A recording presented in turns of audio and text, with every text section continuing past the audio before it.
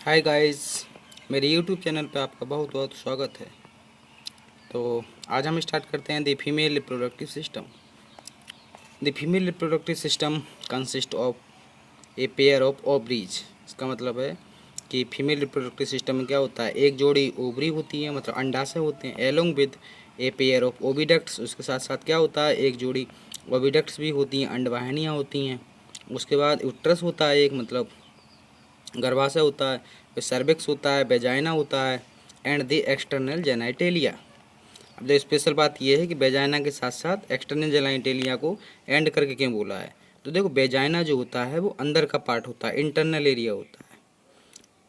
जो external area हम समझते हैं जिसको वेजाइना, वो वल्वा बोलते हैं उसको। एक्सटर्नल जेनाइटेलिया में आता है vulva, located in the pelvis resign.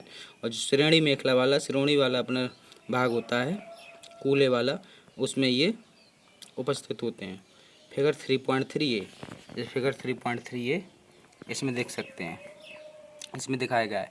इसको हम डिटेल में अभी देख लेते हैं, जब सारी स्ट्रक्चर डिटेल में पढ़ लेते हैं तब देखेंगे। तो इस तरीके से एक्सटर्नल जेनाइटेलिया वगैरह ये सब पेल्विस रीजन में आते हैं। These parts of the system along with a pair of the mammary glands, मतलब जो स्तन ग्रंथियाँ होती हैं उनको साथ मिला करके are integrated structurally and functionally to support the process of ovulation, fertilisation, pregnancy, birth and child care. Special बात ये ध्यान रखना, ये जितने भी पार्ट्स अब तक अभी मैंने बोले, इन सब को मिलाकर इनके साथ स्तन ग्रंथियाँ भी सब लोग मिलकर के संरचनात्मक और क्रियात्मक रूप से सपोर्ट करते हैं। किस को, ओवुलेशन को, मतलब ओवम बनने की प्रक्रिया को, फर्टिलाइजेशन को, मतलब स्पर्म और ओवम के मिलने की प्रक्रिया को, फिर प्रेगनेंसी को, बर्थ को, जन्म को, और चाइल्ड केयर को।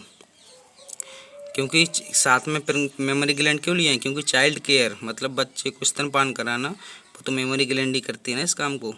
Ovaries are the primary female sex organ. ध्यान रखना, ये पूछा जाता है कि फीमेल में प्राइमरी सेक्स ऑर्गन कौन है, तो ओवरीज होती हैं। ऐसे मेल में पूछा जाता है तो कौन होता है, टेस्टिस। तो ओवरी होती हैं that produce the female gamete, female gamete को प्रोड्यूस करती हैं ovary.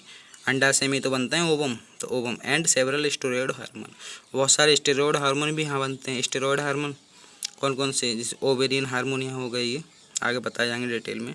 The ovaries are located on each side of the lower abdomen, lower abdomen पे ईच साइड में होते हैं, मतलब दो होती हैं ना, एक इधर साइड, एक लेफ्ट साइड, एक राइट साइड, इस तरीके से होती हैं लोअर एब्डोमेन। फिगर 3.3 बी, देखो फिगर 3.3 बी में दिखाया गया है। देखो दो ओवरी हैं, एक इधर ओवरी है, एक इधर ओवरी उपस्थित होती है।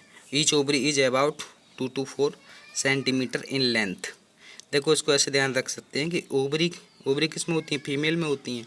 अब देखो एक टेस्टिस का हमने साइज पढ़ा था, 2, 3, 4, 5, 2 से 3 सेंटीमीटर उसकी क्या थी, चौड़ाई थी, 4 से 5 सेंटीमीटर क्या था उसका, लंबाई थी।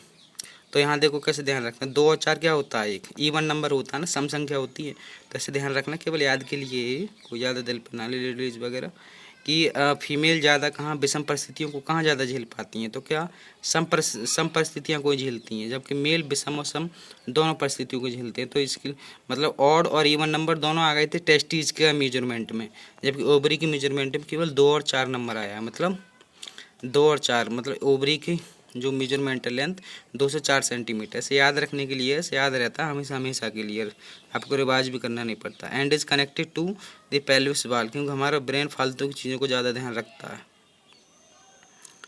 And is connected to the pelvis wall, pelvis wall से एंड यूट्रस किससे जुड़ी हुई रहती है ovary, pelvis wall and uterus दोनों से, किसके द्वारा, बाय लीगामेंट के द्वारा। बाकी इससे बात का आगे देखते हैं। लाइक करें, चैनल को सब्सक्राइब करें, धन्यवाद।